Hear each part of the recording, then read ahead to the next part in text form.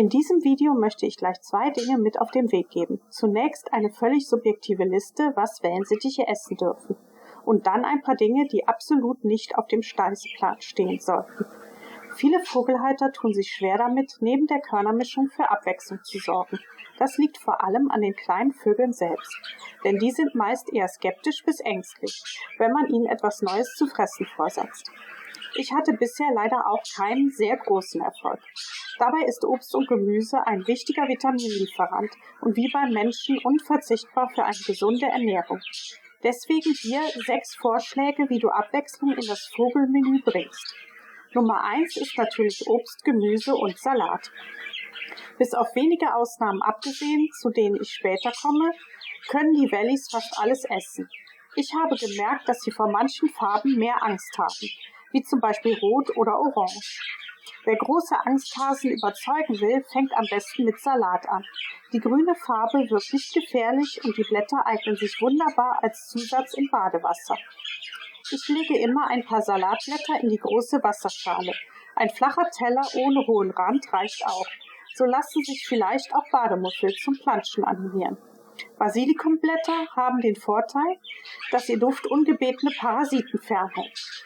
Haben die Wellies Zutrauen gefasst, kann man mit Möhren und Apfelscheiben oder Apfelstückchen experimentieren. Das mögen die meisten. Ich habe festgestellt, dass die kleinen Vögel auch gerne Blumenkohl und Brokkoli fressen. Es gibt im Supermarkt sogar eine Mischung mit naturbelassenem Gemüse ohne Zusätze. In der Tiefkühlpackung ist schon alles in mundgerecht kleine Stücke geschnitten. Wer frisch kocht, kann natürlich immer einen Teil des Gemüses für die Wellensittiche reservieren. Probiert einfach verschiedene Sorten aus. Das sorgt für Abwechslung. Und nicht enttäuscht sein, wenn die kleinen Vögel nur damit spielen. Vielleicht war es einfach nur die falsche Sorte. Viele Kräuter, die auch für den Menschen gesund sind, bereichern den Speiseplan der Wellies.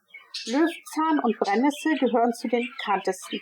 Küchenkräuter wie Basilikum und Petersilie zählen ebenfalls dazu.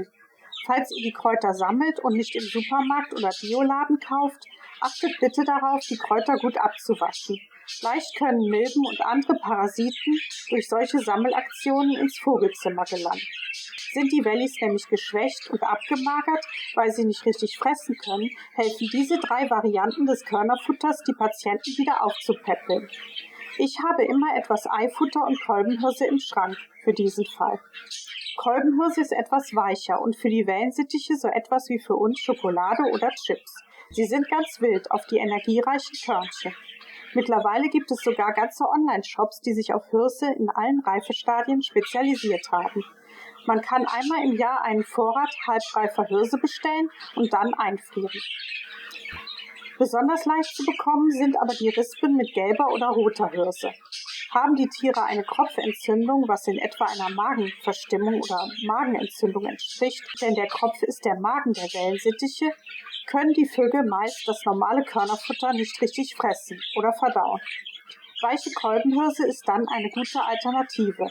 Noch leichter zu fressen und energiereicher ist nur noch Eifutter. Das ist spezielles Aufzuchtfutter für Jungvögel aus getrockneten Eiern. Alternativ könnt ihr auch ein gekochtes Ei anbieten. Wegen des hohen Proteingehalts sind Eier ein idealer Energielieferant. Bei gesunden Vögeln sollten Eier und Eifutter nur sparsam eingesetzt werden, ebenso wie die Kolbenhirse, denn sonst werden die Vögel zu kleinen Tonnen. Aus gutem Vogelfutter könnt ihr die letzte Variante herstellen: Keimfutter. Das ist nichts anderes als gekeimtes Vogelfutter. Dafür müsst ihr die Saaten nur in ein Sieb geben und mit Wasser ausspülen. Das Wasser lässt die Saaten keimen. Ich lasse das Futter meist über Nacht im Bad stehen und biete es den Tieren am nächsten oder übernächsten Tag an. Je länger das Futter Zeit hat zu keimen, umso größer werden die Sprossen. Aber Vorsicht! Achtet darauf, dass das Futter nicht schimmelt. Wollt ihr es länger keimen lassen, müsst ihr die Saaten im Sieb häufiger auswaschen. Das Keimfutter sollte auch nicht länger als einen Tag angeboten werden, da sich sonst Schimmelpilze bilden. Wer sich unsicher ist, kann Sprossen auch im Super- oder Biomarkt kaufen und verzichtet darauf, das Keimfutter selbst herzustellen. Wenn man den Bogen raus hat, ist es aber sehr einfach und meine Vögel lieben das weiche Futter.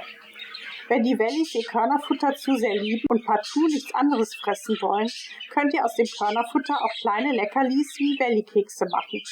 Denn die Knabberstangen die man leider immer noch kaufen kann, sind nichts anderes als zusammengeklebtes Körnerfutter.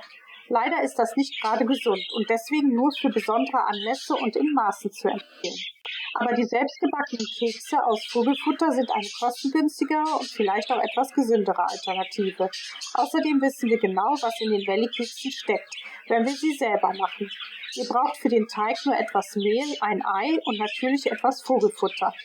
Da die Knabberstangen meist sehr süß sind, könnt ihr etwas Honig zu dem Keksteig geben. Einfach alles zu einer klebrigen Masse verrühren und dann nach Geschmack und Anspruch entweder zu kleinen Bällchen oder Stangen formen. Ambitionierte Vogelbäcker können auch Keksformen benutzen, obwohl das den Vögeln wahrscheinlich völlig egal ist, welche Form die Valley-Kekse am Ende haben. Und den Anfängerfehler vermeiden, der mir passiert ist: die Kekse zu lange im Ofen lassen. Dann werden die leckeren Valley-Kekse nämlich brüchig und steinhart. Lieber kürzer backen lassen, ähnlich wie echte Kekse. Und natürlich vor dem Servieren auch abkühlen lassen. Ihr werdet sehen, die kleinen Vögel sind verrückt nach diesem Knabberstangenersatz. Da Nudeln aus Getreide gemacht werden und Reis zu den Saaten zählt, ist es nicht verwunderlich, dass die Vögel beides sowohl roh als auch gekocht essen können. Rohe Nudeln sind auch ein tolles Spielzeug. Ich habe zum Beispiel Farfalle oder Schmetterlingsnudeln mit Lebensmittelfarbe bunt angemalt und den Kleinen zum Spielen in eine Kokosnusshälfte gelegt. Einige der Vögel lieben es, die Nudeln einzeln auf den Boden zu werfen und ihnen beim Fallen zuzusehen. Weiche gekochte Nudeln sind wie gekochte Eier auch eine ideale Schonkost für kranke Vögel. Den nächsten Schritt habe ich selbst noch nicht ausprobiert und ich vermute, die meisten Wellensittiche werden sich davor auch zu sehr fürchten. Aber in den meisten Zoohandlungen werden mittlerweile Heimchen und Mehlwürmer für Vögel angeboten. Den Wintervögeln bieten die Insekten eine geeignete Proteinquelle und auch für Wellensittiche sollen die lebend verfütterten Insekten gesund sein. Denn in freier Wildbahn sind Wellensittiche wie andere Vögel auch keine reinen Vegetarier. Allerdings werden sich meine ängstlichen Wellies garantiert vor den Bewegungen der Insekten fürchten und das weitersuchen. Was Wellensittiche nicht essen dürfen. Das Erste und Wichtigste: Wellensittiche dürfen niemals, wirklich niemals vom Teller naschen. Süßigkeiten und gewürzte Speisen mit Soßen sind nichts für Haustiere und können sogar der Gesundheit schaden. Leider habe ich anfangs auch den Fehler gemacht und fand es süß, dass die Vögel so viel Zutrauen hatten und von meinem Teller gegessen haben.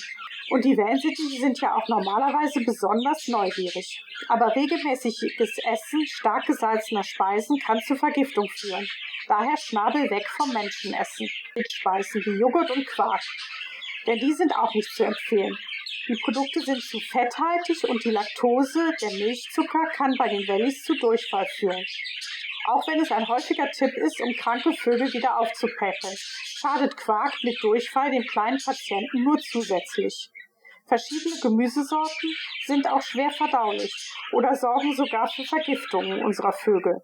Dazu zählen Avocados, Auberginen, Erbsen, Bohnen, Linsen, Tomaten, Pilze und Zwiebeln. Natürlich ist diese Liste nicht vollständig, aber ich wollte einmal die wichtigsten erwähnt haben. Der letzte Punkt sind Kräuter und Gewürze wie Knoblauch.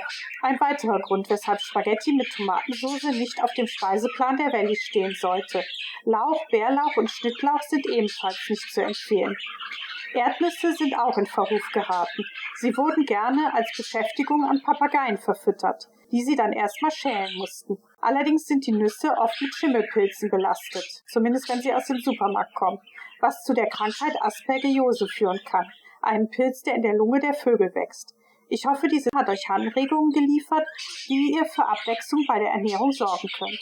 Vielleicht habt ihr selbst ein paar Tipps, auch wie man die Kleinen an Neues gewöhnen kann.